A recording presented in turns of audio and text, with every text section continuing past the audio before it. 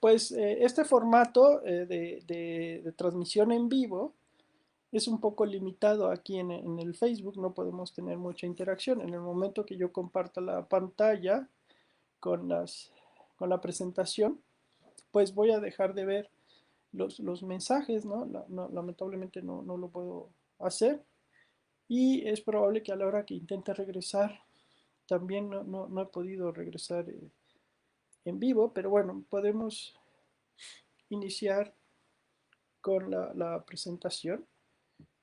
Eh, de todos modos, si hay alguna duda y no la puedo ver y no la podemos contestar en un futuro, eh, puedo revisar, bueno, en un futuro cercano, revisar el chat y hacer los comentarios o las respuestas que, que soliciten en este chat, ¿no? Entonces vamos a empezar con la presentación. Yo espero que se...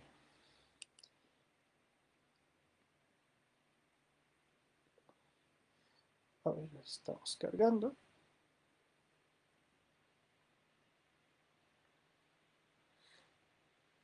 Y, ok. Aquí con el cursor es básicamente la única herramienta interactiva que podemos tener. Eh, Quizá algunas cosas que pueda señalar va a ser a través de este cursor. Les comentaba que quizá a la hora que termine no me pueda reunir, en dado caso podría terminar esta señal y volver a cargar una nueva señal, pero un nuevo video, pero ya no podría ver los mensajes. Bueno, pues si les parece, comenzamos. La charla está dirigida pues al público general, no se trata de tener una charla basada en cuestiones muy técnicas, muy científicas, sino simplemente hablar un poco de qué son las lelias mexicanas, dónde se distribuyen y algo de la variación de color que hay en este grupo tan llamativo de plantas. Bueno, el género Laelia fue establecido en 1831 por John Lindley y básicamente en ese tiempo solo estaban descritas dos especies, Laelia grandiflora y Laelia autumnalis. Posteriormente se vio que Laelia grandiflora ya había sido previamente descritas como Laelia especiosa. Curiosamente, la Laelia especiosa se describió de una planta, bueno, por Humboldt y Bonpland, por una planta que colectaron, o bueno, que consiguieron en Acapulco, Guerrero, pero esta planta no crece en esa zona, entonces seguramente fue de alguna planta que llevaron a vender en ese tiempo. Bueno, un primer punto que vale la pena señalar es que de acuerdo con las características moleculares recientes, vemos que hay un grupo de plantas, ¿no? Que están acá, ¿no? La lelia, el, el clado o el grupo de las laelias, donde está la Elia espléndida, la Elia anceps, la Elia rubescens y la Elia especiosa, ¿no? Siempre es importante ubicar dónde queda la Elia especiosa porque él es el tipo del género, ¿sí? Y eso nos dice que si está esta aquí, todas las que son muy parecidas son el verdadero grupo de Laelias, ¿va? Y lo que estamos viendo en este cuadrito acá, si ven hasta acá arriba que dice Cattleya purpurata, no se alcanza a leer, pero este grupo de Cattleya purpurata o Cattleya pumila se conocieron mucho tiempo como las laelias brasileñas. Este grupo de plantas se asociaban con las laelias mexicanas por tener el mismo número de polinios, 8 polinios. Pero en realidad, justamente los resultados moleculares nos están diciendo que estas laelias brasileñas más bien están inmersas dentro del clado de las catleyas. Probablemente el nombre más adecuado sea catleyas, aunque entiendo que a muchas personas de Brasil no les encanta mucho ese cambio y de hecho han propuesto algunos usos de algunos nombres, como Brasilaelia, por ejemplo, pero quizá no es lo más correcto, pero bueno, tienen muy buenos investigadores allá y seguramente van a tener pronto alguna propuesta, pero pues mientras no tengamos nada mejor, al menos lo que sí es claro es que no son el género Laelia, porque las verdaderas Laelias quedarían restringidas al grupo que ya mencionamos, básicamente de las Laelias mexicanas, ¿no? Porque el tipo justamente es Laelia especiosa, ¿no? Aquí tenemos una gráfica donde nos muestran los periodos de floración de las Laelias de México. Y esta gráfica está en este libro y nos permite a veces separar algunas especies por los periodos de floración, aunque vemos que la gran mayoría, pues básicamente tiene una floración otoñal, salvo la Laelia especiosa, que es de, pues de abril, mayo, junio, y la Elia krausellana, que básicamente es una de las que primero florece en el año, ¿no? La Elia supermis también tiene una floración muy tardía, y al ratito vamos a ver cómo están estas plantas, ¿va? Bueno, también en este libro, en 1997, Federico Halbinger y Miguel Ángel Soto propusieron un cladograma. Es un árbol evolutivo, digamos, sobre las especies del género Laelia, ¿no? Si vemos en la parte inferior está la Laelia rubescens y la Laelia aurea, que pues básicamente de acuerdo con sus datos eran como los grupos más antiguos, digamos, ¿no? Los que tienen características plesiomórficas o más plesiomórficas, ¿no?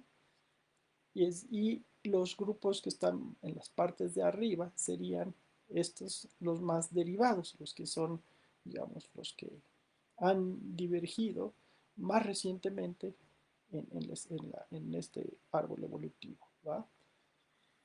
Y lo que vemos aquí es que tenían una Schomburgia ondulata en este grupo, de tal manera que el género Schomburgia quedaba incluido dentro de la Elia, ¿sí? Y bueno, como bien podemos suponer, son el grupo hermano de la Elia superbis. Bajo esta lógica, todas las Schomburgias fueron transferidas al género la Elia. Recientemente, o más recientemente, en el 2016, a partir de igual de unos estudios moleculares, Peraza Flores y sus colaboradores, Germán Carneval y Casio Vandenberg, restituyeron el género Schomburgia. ¿Por qué? Porque si ven ustedes en este árbol, por ejemplo, vemos que se separan al principio el grupo de las laelias y luego un clado completamente diferentes, el grupo de las Schomburgis, ¿no? Entonces, y este análisis lo hicieron a partir de DNA del cloroplasto y a partir de DNA también del núcleo. Es importante aquí señalar, sin que sea una clase de genética, que cuando tenemos DNA del núcleo, pues digamos, este puede ser producto de la recombinación genética.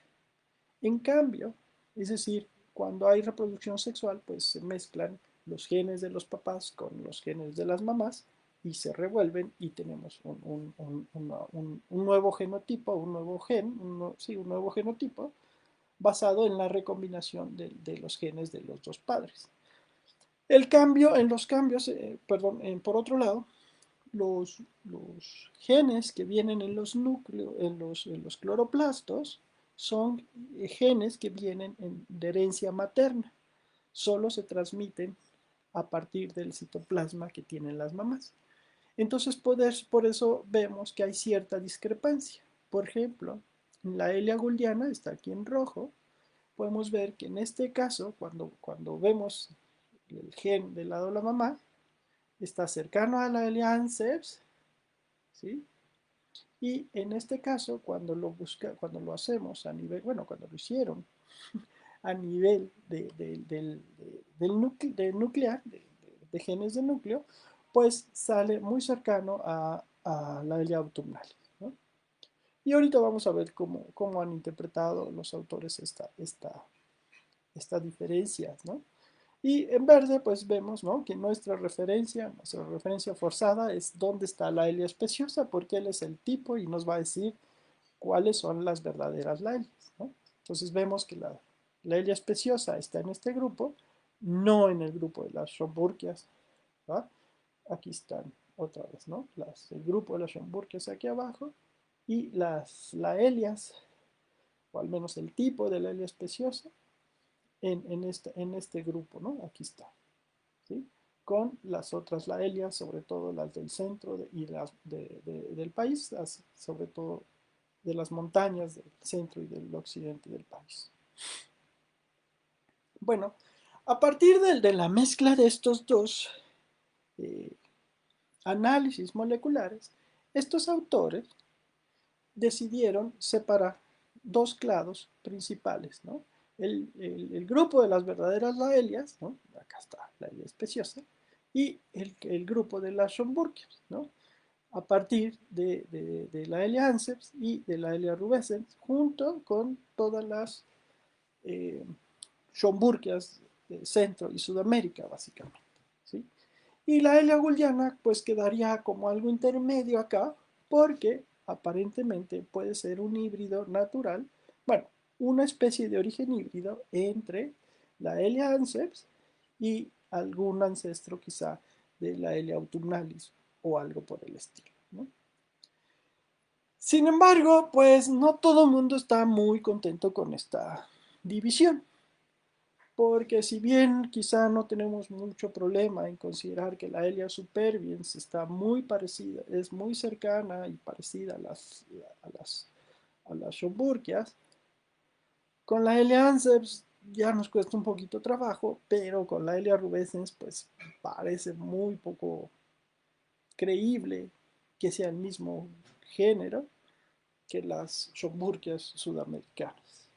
Y además, si se fijan, si movemos el corte nada más un poquito hacia abajo, en realidad vamos a ver, ¿no?, que estas, ¿no?, a partir de la Elia supermins para acá, tendríamos a las verdaderas Schomburgias y eh, estas son, ¿no?, algún ejemplo de las verdaderas Schomburgias de Sudamérica y de Centro y Sudamérica, pero pues nosotros no tenemos en México, entonces no le vamos a hacer mucha fiesta al asunto y básicamente, bueno, podemos ver que sí está Schomburgia supermins acá y por otro lado, como decíamos, movimos este corte de aquí para acá, y es un corte que es perfectamente posible, y en realidad tendríamos otros géneros, ¿no? Tenemos las verdaderas Laelias, con la L especiosa acá, el género Amalia, que incluiría la Elia anceps y la Elia dawsoni, el género Encabersenia, que comprendería rubescens y aurea, y las verdaderas Schomburgias. Entonces, pues aquí cada quien puede decidir cómo nombrar. Puede decidir que existe el gran género Laelia, que incluye a todas, o partirlo en 4 géneros o en 2 géneros, ¿no? Laelia y Schomburg.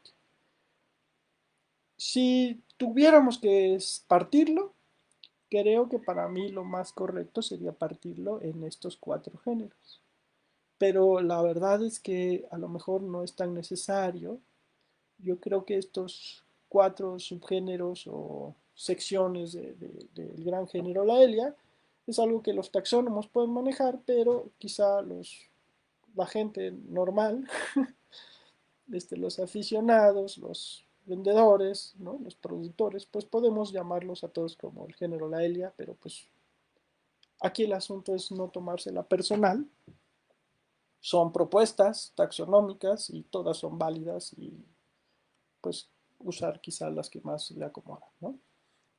Nosotros, bueno, yo básicamente prefiero aglutinarlos todos como el género Laelia y así lo vamos a hacer en esta presentación.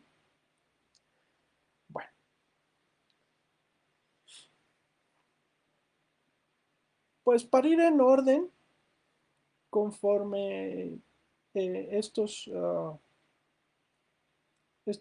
grupos, vamos a hablar acerca de la Eliaguldiana, que era la que nos quedaba bailando ahí, ¿no? De acuerdo al DNA del cloroplasto, su mamá es la Elia anceps.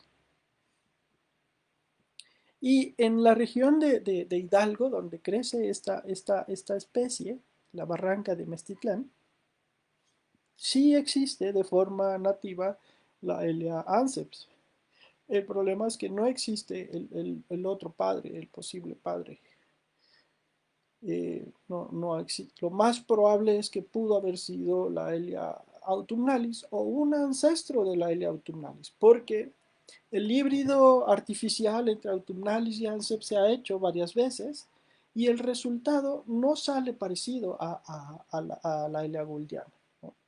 Entonces, la Elia gouldiana no es un híbrido primario, o probablemente no es un híbrido primario entre estas dos especies, sino una especie de origen híbrido.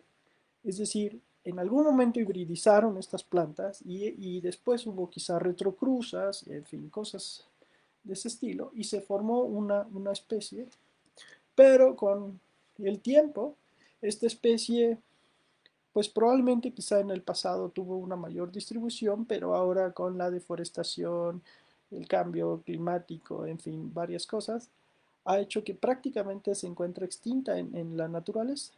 Y no se conocen muchos clones, muchas plantas distintas, aunque sí existe algo de variación en la naturaleza, bueno, en esta zona, en el estado de Hidalgo.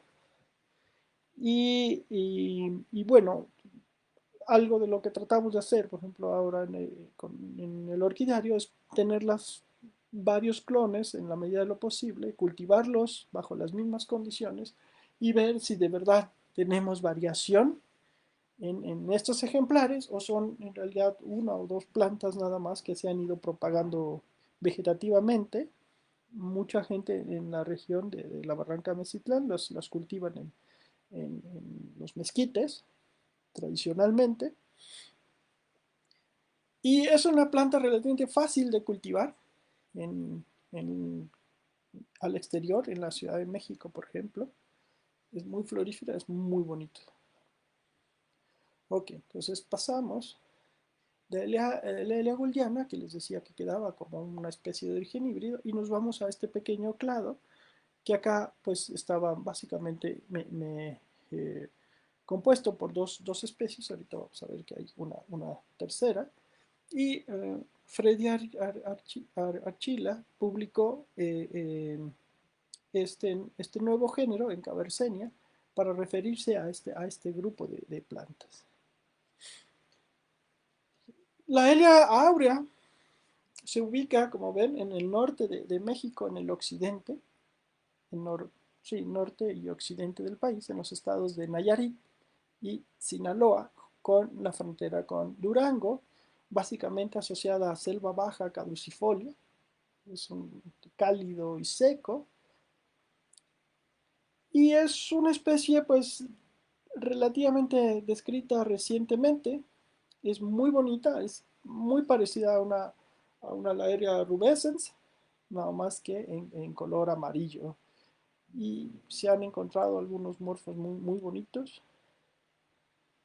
Es una planta que bien cultivada puede producir pseudobulbos bastante grandes, de unos 10-15 centímetros de alto, aunque lo normal es que sean más pequeños. ¿Sí? La Elia rubescens es una especie bastante de amplia distribución en México. Eh, Se encuentra pues, desde Nayarit en el occidente y prácticamente todos los estados de la costa del Pacífico. Llega a Tabasco, sur de Campeche y sur de Quintana Roo también. Es muy variable en cuanto a tonos, en colores y en el centro de la flor, en fin. Es una especie que prácticamente desde el nivel del mar hasta 1500 metros de altitud. Pero sobre todo, la variante que llega a crecer más a mayor altitud es la forma peduncularis, es esta que se encuentra en Oaxaca y en Guerrero, que llega hasta los 1500 metros, ¿no? Entonces, en general, la mayoría de las Laelias rubenses vienen de zonas bajas, entonces es ideal para cultivar en sitios cálidos, pero probablemente para los sitios frescos lo ideal sería estas plantas de Oaxaca, ¿no? Y si no se consiguen de esas plantas, pues en invernadero se tendrían que cultivar. Como les decía, estas pueden venir de las selvas lluviosas o selvas medianas. Esa es la forma más común, ¿no? El color rosa con el centro muy oscuro, pero hay algunas variaciones de color. Hay unas formas blancas que tienen el centro oscuro, como la de la flor de la parte inferior izquierda, y algunas que son pues la variante alba, que vamos a decir completamente blanco con un poquito de amarillo en el centro. Esta es una plantota que me encontré una foto en internet creciendo en un mezquite en Oaxaca. Bueno, esta no hay en México, pero bueno, siendo un clado tan pequeño, esta es una planta, una especie nueva que acaban de describir. De hecho, me la dedicaron. Y el labelo, si se fijan, es bien diferente a una Laelia rubescens normal, ¿no? Tiene un labelo en forma de corazón. No conocemos mucho del hábitat natural de esta especie. Sabemos que está probablemente en El Salvador y en Honduras, pero bueno, es algo que vale la pena seguir trabajando.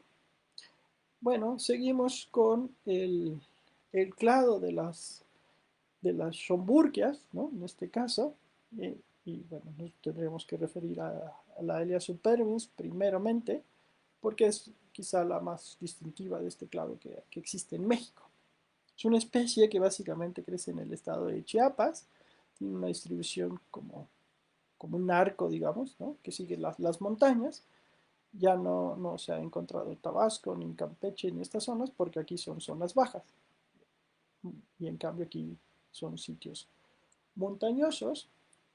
Y normalmente está asociado a bosques de encinos, no tanto a sitios muy húmedos.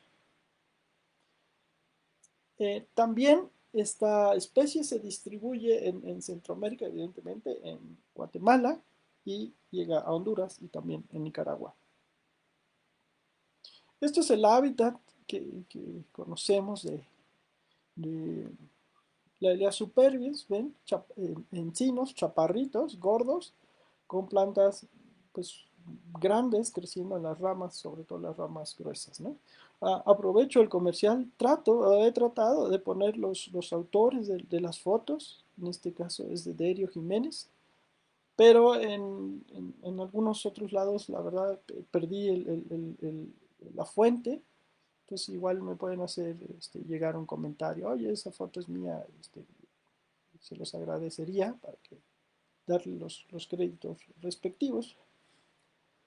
Y bueno, si se fijan, están en estas ramas gruesas y las inflorescencias de estas plantas pueden tener varios metros de largo, digo, 1 o 2 metros casi de largo, y las flores pueden sacar las flores por encima del follaje de las plantas, aunque es muy probable que florezcan cuando los árboles no tienen hojas. La Elia superbiens es, de mi gusto, una de las orquídeas más espectaculares que hay en México. Sus flores son muy grandes, muy llamativas y es muy fácil de cultivar.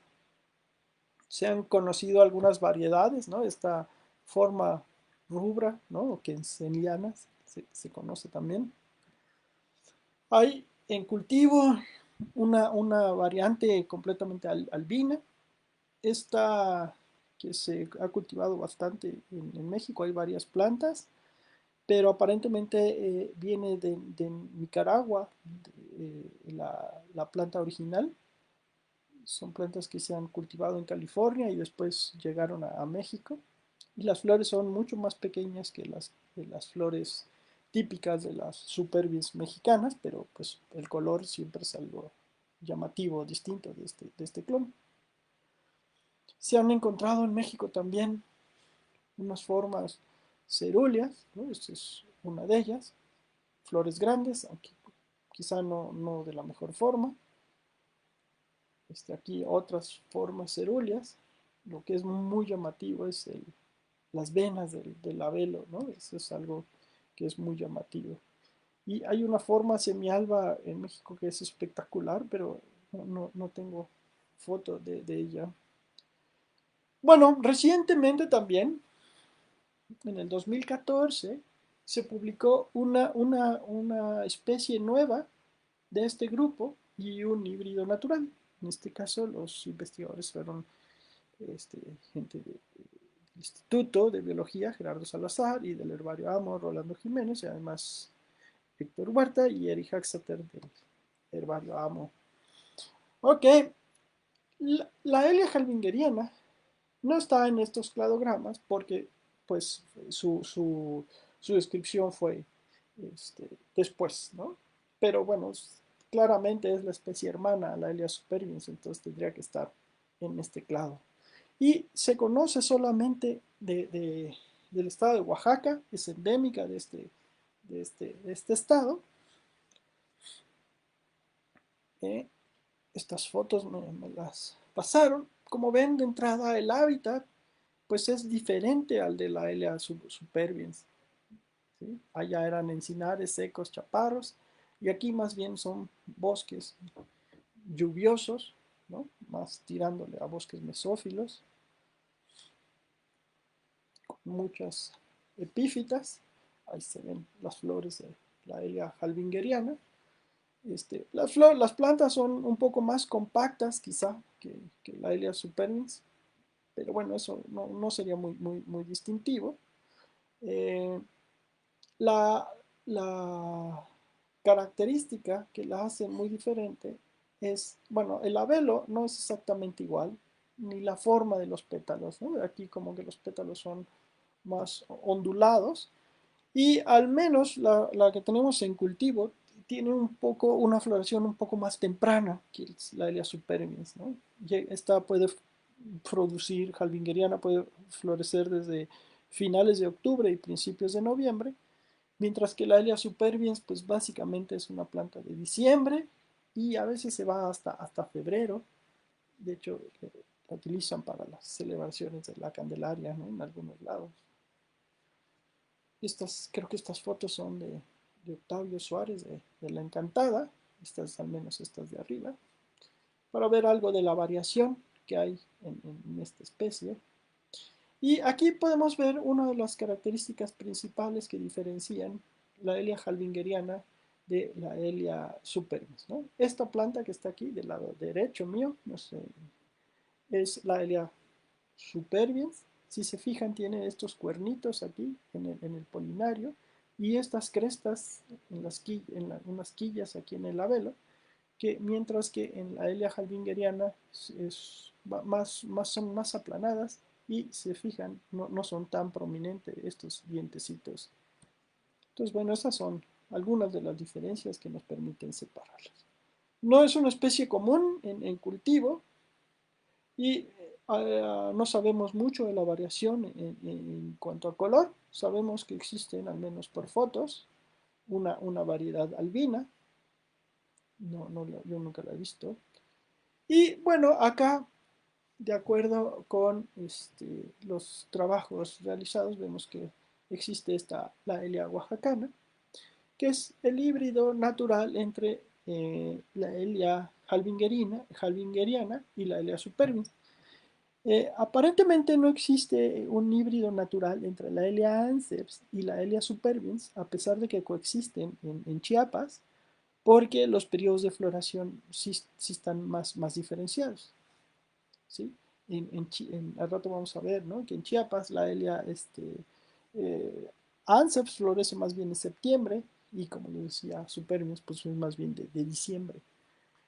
En cambio aquí en Oaxaca pues la floración de la Elia Anceps y la Elia halbingeriana pues sí coincide en el tiempo. Entonces pues no es de extrañarse que exista este híbrido que pues dado su endemismo en Oaxaca, pues se denominó como la Elia Oaxaca. Estas son fotos de Jesús. Acá tenemos otra foto de Héctor Cacho, para ver un poco de la variación que se ha encontrado en este híbrido, que aparentemente no es tan raro.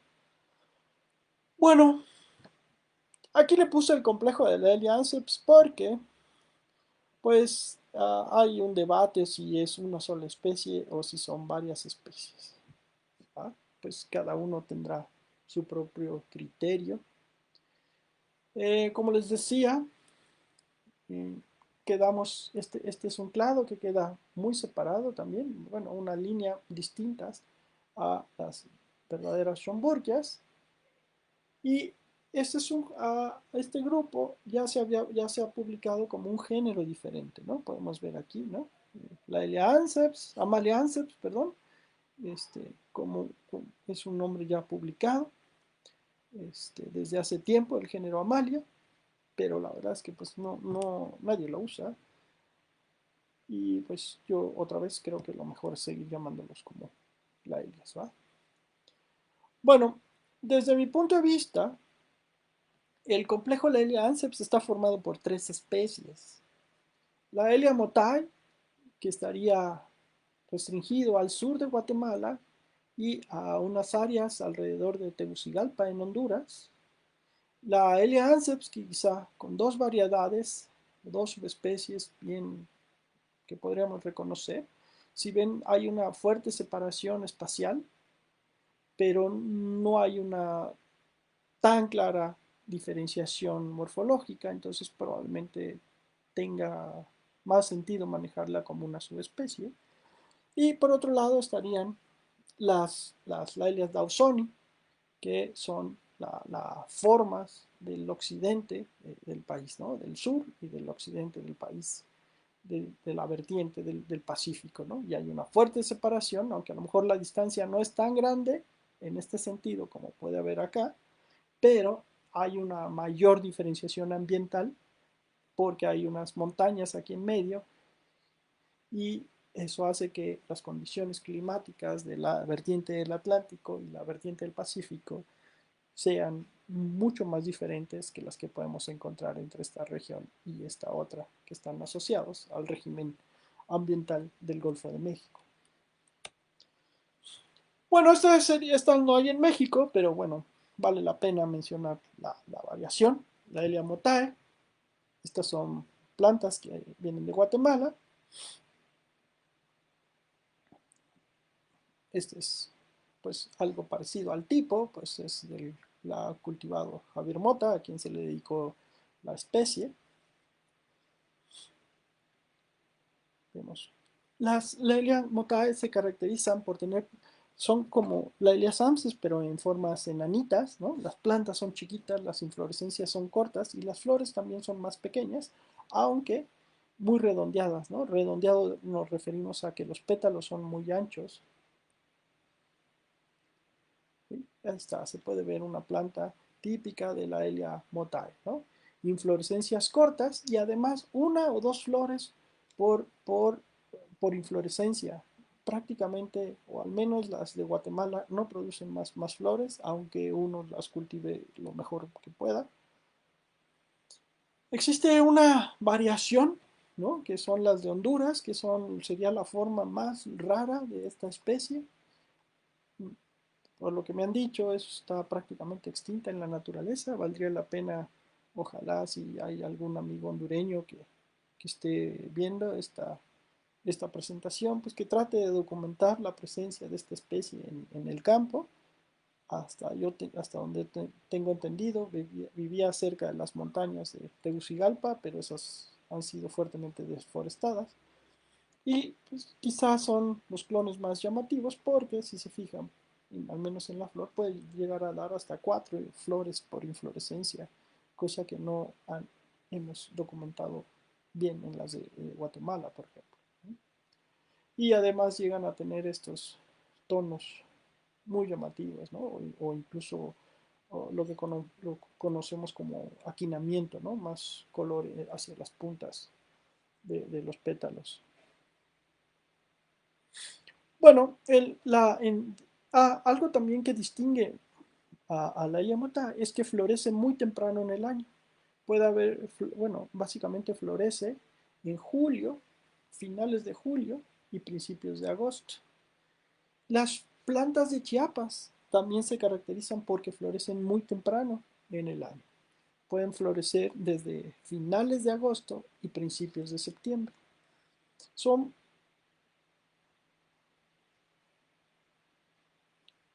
sí, ok, regresando acá. Y las típicas ANSEPs de Veracruz y de San Luis Potosí y de estas regiones, pues más bien florecen hacia finales de octubre y principios de noviembre, ¿no? De hecho, en las zonas de Veracruz se ocupan para llevarlas a los altares de muertos.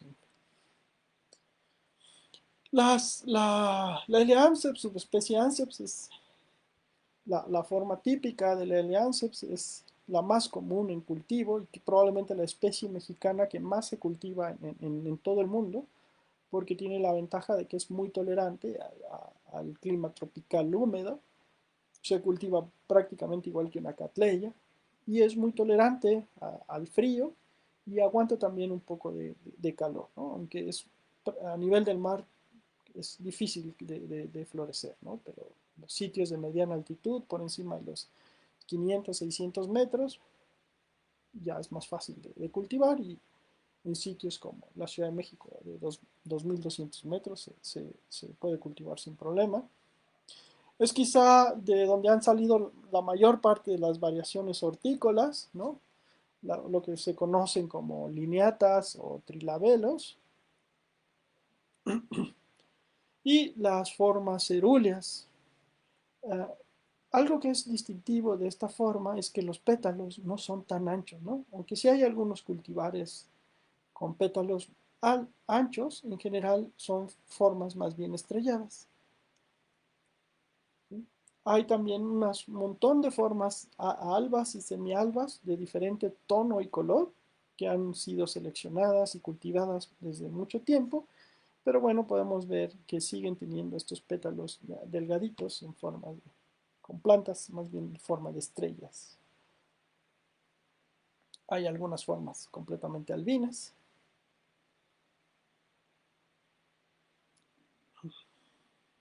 Y esta sería la forma de Chiapas con flores muy claritas de color, los pétalos, los sépalos sobre todo casi blancos y los sépalos de un rosa claro y el abelo muy contrastado en el color. Y algo que es muy distintivo es que tiene estos como decoloramientos en el labelo, ¿no? Si ven estas áreas de color mucho más clarito.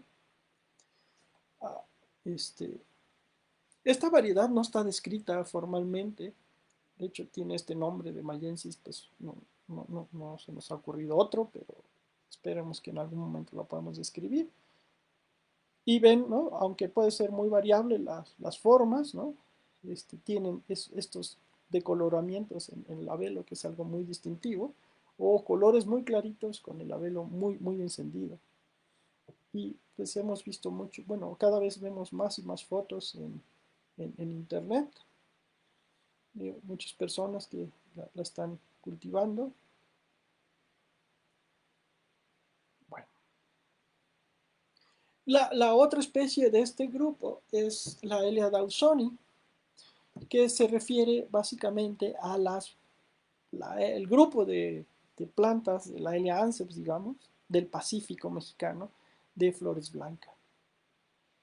Eh, y eh, algo distintivo es que son estas formas como semialbas, podríamos decir, de la Elea anceps, Pero la verdad es que la gran mayoría de las plantas de Dawsoni son blancas, las flores blancas, con líneas en la garganta y algo de color en el labelo. Pues seguramente hay algunas variedades de la Elia anceps que puedan llegar a tener un color parecido, pero la gran mayoría de las plantas en estado silvestre de la Elia anceps son de flores rosadas y estas, pues la gran mayoría son de flores blancas. Entonces, bueno, eso sí es un distintivo importante. Es una especie muy rara que prácticamente se, todas las poblaciones que han encontrado de esta especie han sido arrasadas, se sobrecolecta y se extinguen, ¿no? Entonces se sabe en el pasado que había poblaciones más o menos grandes de estas plantas, pero actualmente pues no conocemos estas poblaciones. Es quizá una de las lailias más bonitas que hay en México, ¿no? Y se distinguen por estos pétalos tan anchos. Tenemos noticias buenas, ¿no? Acerca de la presencia de la Elia Dawsoni en el estado de Jalisco. Se habían colectado hace tiempo algunas plantas cultivadas en los árboles de algunos solares y se tenía la duda si esas plantas se habían llevado de Oaxaca para allá, pero aparentemente va a haber noticias buenas al respecto. Parece ser que sí se ha detectado una población en Jalisco y esperemos ver noticias pronto sobre este hallazgo. Son, como les decía, muy variables en cuanto al color del labelo. Pueden ser más oscuras o más clarito. Y cada vez, afortunadamente, se están reproduciendo más y cada vez hay más clones disponibles en cultivo. Dentro de la Elia Dawsoni se ha descrito una variedad que es la forma chilapensis o, eh, o en algunos lados se conoce como la Elia sanceps de Guerrero, porque provienen de esta localidad del estado de Guerrero, de los alrededores de la ciudad de Chilapa. Y es también quizá algo bien elegante, ¿no? De lo más bonito que hay también, ¿no? Son este color rosado, el labelo muy oscuro, ligeramente aterciopelado, y con manchas de color más oscuro en las puntas de los labelos, que pues le decimos que es flameo o aquinado, ¿no? Es una especie que básicamente solo se conoce en cultivo, les llaman calaveritas y las han utilizado tradicionalmente en esta región para llevarlos a las ofrendas del Día de Muerto. Eso es algo distintivo de esta planta, porque las verdaderas Dawsoni o las formas Dawsoni blancas tienden a florecer más bien hacia diciembre o incluso enero, ¿no? Principios de enero. Mientras que la forma chilapensis o de guerrero, pues más bien florece para el Día de Muertos, los primeros días de noviembre, ¿no? Este es un amigo Kiaku que me pasó estas fotos, muchas gracias. Y también por acá hay buenas noticias. Estas fotos son de Edgar Salmerón, quien ha encontrado unas cuantas plantas de forma silvestre. Es algo que no se había visto en muchos años. Como les decía, se, solo se consideraba como una planta cultivada. Y bueno, hay noticias buenas al respecto. Esperemos que salga pronto alguna nota donde nos aclaren eso. Acá tenemos una forma intermedia entre las Dawsonis, que ni siquiera podríamos clasificarla como una forma chilapensis. Pero bueno, y lo interesante es que no necesariamente está en el intermedio geográfico entre donde se encuentran las verdaderas Dausoni y las formas de guerrero. Son variedades de color muy llamativas. Al menos conozco unos 2 o 3 clones distintos que han presentado esta coloración. Bueno, aquí tenemos otra especie, se llama la Elia krausayana. Es una especie también que actualmente se considera ya en peligro de extinción. Solo se conoce de una pequeña localidad en el estado de Jalisco, casi en el límite con Nayarit. Y esta especie se distingue porque florece para la época primaveral, ¿no? Como vimos, florece más bien para marzo, febrero o marzo. Algo que es distintivo también es que el labelo suele tener estos puntitos, ¿no? Estos patrón de coloración que recuerda un poco a la elia especiosa. Y el color puede ser un poco variable, aunque tiende a ser con tonos claros. La conocíamos como la Elia bancalari, pero aparentemente el nombre más adecuado es la Elia krausayana, porque es el más antiguo, ¿no? Vemos aquí otra vez, ¿no? El patrón del labelo. Y no hay mucha, bueno, es una especie que puede ser variable, pero no conocemos muchos clones en cultivo, al menos aquí en la Ciudad de México, ¿no? Puede haber clones semialbas o delicatas, ¿no? Estos tonos claritos. La siguiente especie que vamos a ver es la Elia álvida. Es quizá una de las plantas más bonitas y variables del género Laelia, ¿no? Las flores no son muy grandes, pero son muy aromáticas y tienen una textura un poco más grasa. Son muy bonitas, muy fáciles de cultivar. Esto sería la forma pues, común, digamos, o tipo de la especie, con pétalos pues, no tan anchos y un pequeño eh, tonos amarillos aquí y líneas rojas en la garganta. Por eso el color, el nombre de álvido, ¿no? De álvida, pues, de color blanco. Es una especie que es muy fácil de cultivar, se puede cultivar en la Ciudad de México sin ningún problema al exterior, con las raíces muy ventiladas para evitar que se pudran. Esta es una planta que alguna vez tuvo algún premio en la asociación, sobre todo por los pétalos anchos y la textura. Es, como les decía, es un poco variable en cuanto a los tonos. Puede llegar a tener un color salmón. En algunos casos este tono de color salmón se puede acrecentar aparentemente cuando baja mucho la temperatura, ¿no? Ese sí puede variar dependiendo de las condiciones ambientales, ¿no? Un año puede tener flores blancas y al año siguiente producir flores de color salmón y al año siguiente regresar a formas blancas o un poquito crema, ¿no? Hay, hay ciertas plantas que tienden a tener coloración rosado, ¿no?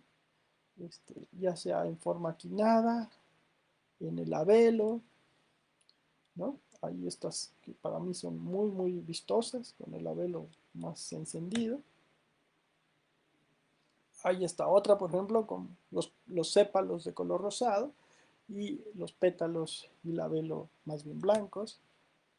Hay una forma que ha sido descrita como la forma sulfurea. Estos son simplemente variantes de color de las especies, de las plantas, que pueden llegar a tener este tono amarillo. También es algo que se puede incrementar más de un año al otro y también dependiendo de la madurez de las flores, ¿no? En algunos casos pueden llegar a tener coloración algo rosada en el labelo. Estas plantas, pues evidentemente valdría la pena estarlas cruzando a ver si se puede fijar ese color amarillo. Sería algo bastante espectacular, ¿no? Y por otro lado tenemos estas variaciones que tienden al rosado, ¿no? Que se conocen como la variedad rósea, ¿no? O esta es aquinada o splash y esta es más bien rosa, ¿no? Esta es, si no mal recuerdo, es una de las plantas que ha sido premiado en la asociación, ¿no? Le llaman, es un clon que se llama Etla de color un rosado bastante intenso y pétalos anchos. La siguiente especie que vamos a ver es la Elea autumnalis. Básicamente es una especie del eje eh, neovolcánico del centro del país, ¿no? Incluyendo el área de la Ciudad de México, Puebla, Guerrero, cerca de la ciudad de Tasco, por ejemplo, Michoacán y Jalisco, y sí, básicamente ya está, Nayarit. ¿No? Y aquí están marcados, en este caso los asteriscos, los puntos y los circulitos, porque nos están refiriendo dónde están ubicadas las variedades reconocidas de esta especie, ¿no? Estas variedades geográficas. Es una especie que es muy fácil de cultivar en el centro de México. Aparentemente es polinizada por abejas del género Bombus. Y pues esta es quizá de la especie más llamativa que alguna vez vivió en la Ciudad de México. Acá tenemos lo que conocemos como la variedad autumnalis, ¿no? La variedad tipo de la especie, ¿no? Es algo que es lo más común, digamos, esta forma en Michoacán.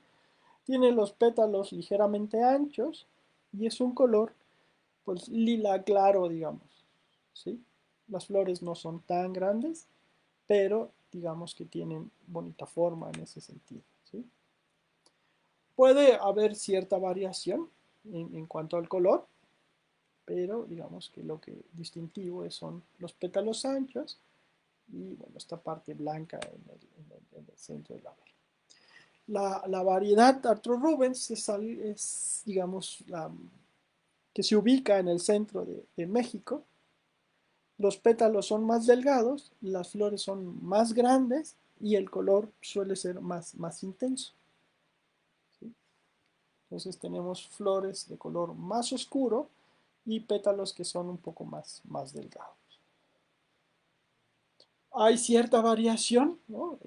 Por ejemplo, esta es una planta premiada, plantas muy grandes, con pétalos anchos y color muy oscuro, y por eso no se han distinguido como, o no se han separado como especies distintas, porque incluso dentro de cada variabilidad o dentro de cada variante geográfica tenemos formas que se parecen a las otras variedades, ¿no?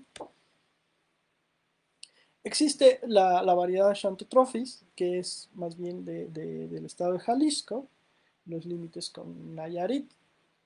Y esta se distingue también por ser flores muy chiquitas, más pequeñas, con pétalos muy anchos. Y el término Xanthotropis se refiere a la garganta amarilla, a estos tonos amarillos que tienen acá. El problema aquí es que probablemente en esta zona están cerca las poblaciones tanto de la Elia germaniana, la Elia bancalari y la Elia autumnalis, y probablemente haya habido algo de introgresión entre estas especies. Y bueno, ahí es un poco, a veces, una maraña que no es tan fácil de diferenciar, pero bueno, esto sería algo típico de la Elia autumnalis, forma Xanthotropis, ¿no? La garganta amarilla, ¿no? Esta zona. Y hay, si en las, digamos, si en las formas, tipos, es difícil separar a veces las variedades de autumnalis, pues cuando tenemos formas de otro color, las formas albinas y eso, pues ya se vuelve un poco más distinto, ¿no? Pero bueno, se han reconocido algunas variedades hortícolas, digamos, ¿no? Por ejemplo, esta sería una forma cerúlea dentro del grupo de variables de la variedad autumnalis, perdón. Esta sería una cerúlea dentro de la forma Arthur Rubens, ¿no? Flores más grandes con pétalos más delgados. Algunas, en este caso, aunque suena un poco contradictorio, ¿no? Arthur Rubens, que es como muy oscuro, pero una forma delicada de color muy clarito. Hay formas albinas, ¿no? Aquí tenemos una planta que aparentemente en realidad es semialba, tiene un poquito de color en el labelo, pero no se alcanza a distinguir en las fotos, prácticamente es una forma albina. Y tenemos aquí otra especie, que es la que más llega al norte, se llama la Elia germaniana, si se fijan, tiene una ligera distribución un poquito más hacia el norte, y en algunos lados se mezclan, aquí en Michoacán, con autumnalis, ¿no? O al menos en sitios cercanos, ¿no? Pero lo que es bien llamativo es que llega hasta Sonora y Chihuahua, ¿no? En la zona de Batopilas, en ciertas cañadas protegidas con bosques de encino, y probablemente entonces es la que más sequía tolera y más frío también. Algo que es distintivo son unas cosas que le llamamos las puntitas verdes, ¿no? No se alcanzan a ver, pero el ápice de los pétalos, a ver si en el anterior, no, tampoco se ve. Eh, las flores son más pequeñas que una autumnalis, a veces en la literatura lo ponen como un híbrido, pero pues no es un híbrido. Aquí se alcanzan a ver en esta foto, ven las puntitas verdes, es algo muy distintivo. Tienen incluso una pequeña protuberancia en la punta de los sépalos, ¿no? Algo que es muy característico de esta especie es que como que amontona las flores en las inflorescencias, no las distribuye de forma muy elegante, digamos.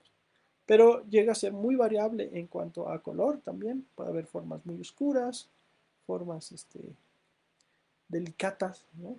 Albas, semialbas. Y otra especie que hay en México es esta Laelia furfuracea. Para mí también una de las más bonitas porque son plantas muy compactas y flores relativamente grandes.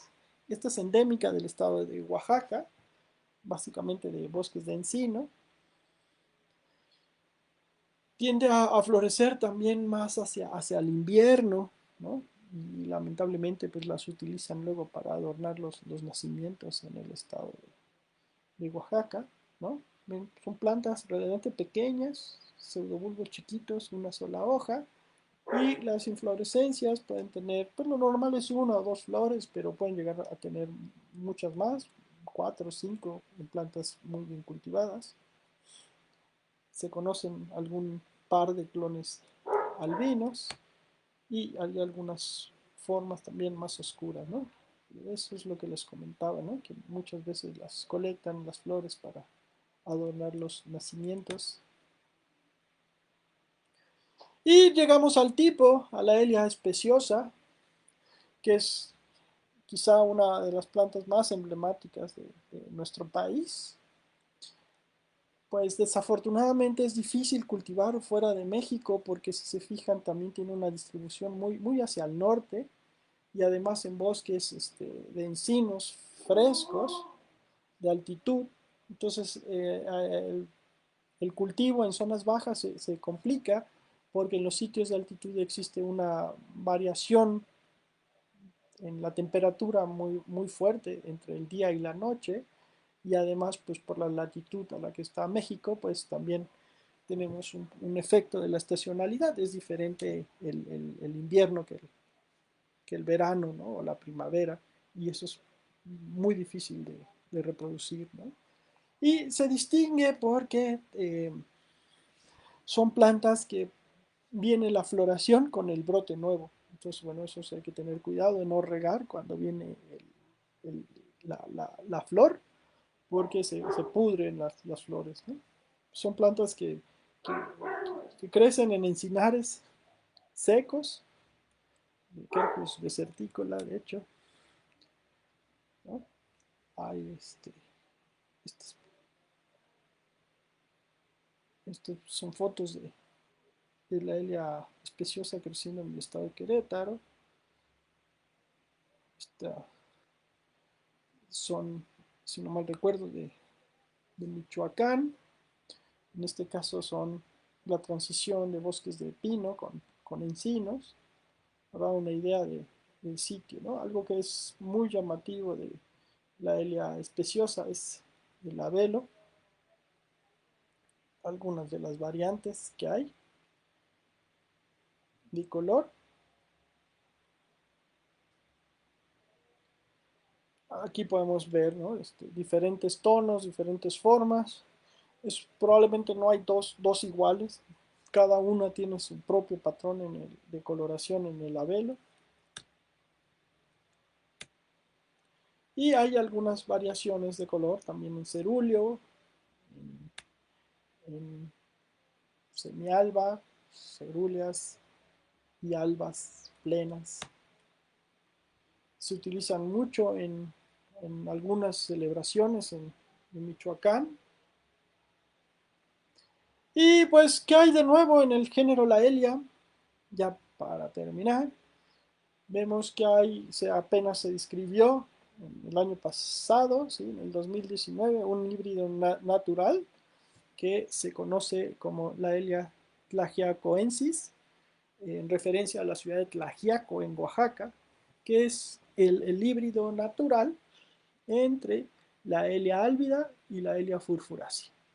Y ven, el híbrido pues tiene algunas características intermedias entre estas dos especies. Acá podemos ver la planta, ¿no? Como echa más flores que una típica Laelia furfuracea, pero la planta este, es compacta de todos modos. Endémica de Oaxaca, ya les habíamos mencionado. Y apenas ahora, este año, salió la descripción de la Elia meavei, que sería el híbrido natural entre la Elia dawsoni, la forma dawsoni, y la Elia rubescens, forma peduncular, ¿no? Les había mencionado que dentro de las rubescens hay las de Oaxaca son las que viven a mayor altitud, y entonces es probable que en esta región cercana a Sola de Vega, en Oaxaca, puedan coexistir estas dos especies y se haya producido este híbrido natural. El híbrido artificial entre la Elia anceps y la Elia rubescens se conoce como la Elia marroni, pero hasta donde yo sé no se ha encontrado en el campo, y eso probablemente tiene que ver con que no coincidan los periodos de floración, y además que la típica Laelia rubescens en, en el Golfo de México no coincide geográficamente con la Elia anceps, ¿sí? En cambio acá en Oaxaca, pues la Elia dawsoni coexiste con esta forma peduncularis de la Elia rubescens, y produjeron este híbrido natural que se le dedicó al doctor Jorge Meave de la Facultad de Ciencias. Y pues bueno, pues muchísimas gracias por su atención. Eh, Creo que me excedí un poquito en el tiempo, pero bueno, espero que no se hayan aburrido mucho. Y pues me voy a salir de la pantalla, y la vez pasada que lo hice quedó la pantalla en negro, pero se alcanzaba a escuchar la voz, para poder ver si hay algún comentario y poderme despedir de ustedes. Y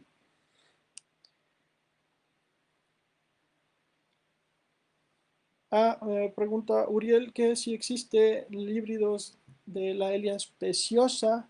Bueno, híbridos artificiales sí hay. Eh,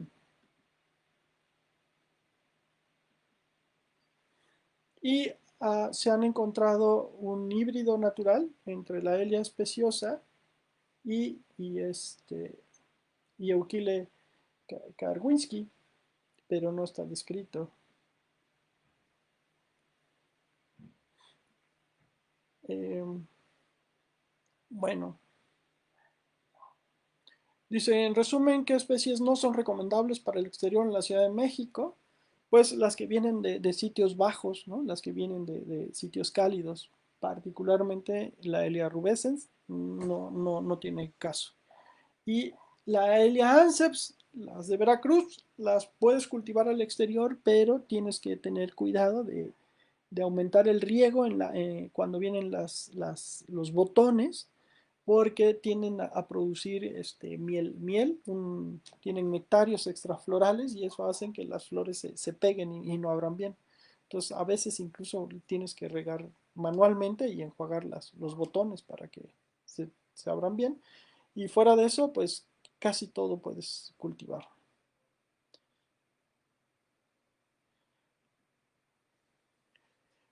Bueno, pues ya los entretuve un ratote. Les agradezco sus felicitaciones. Si tienen algún comentario, lo pueden dejar aquí en el chat y los podremos ver eh, eh, en el tiempo y tratar de responder sus preguntas. Y pues vamos a ver para la siguiente junta a quién podemos invitar. Eh, Nuestras reuniones mensuales se hacen el primer miércoles de cada mes. Esperemos que pronto se puedan reanudar las, las, las, las presentaciones reales, ¿no? Ahí en el jardín botánico y todos son bienvenidos, pueden ir cualquiera, no tienen que ser socio, pueden asistir. Nuestros objetivos son pues dar como asociación, difundir el conocimiento de las orquídeas. Entonces pues básicamente eso es lo que tratamos de hacer. Y pues nos veremos pronto. Esperemos que ya se podamos hacer una exposición en octubre en el Museo Franz Mayer y poderlos ver ahí. Y si no, pues esperemos pronto vernos físicamente y si no, pues de mientras por esta vía eh, virtual. Pues muchas gracias por su atención y nos veremos pronto, espero. Cuídense mucho.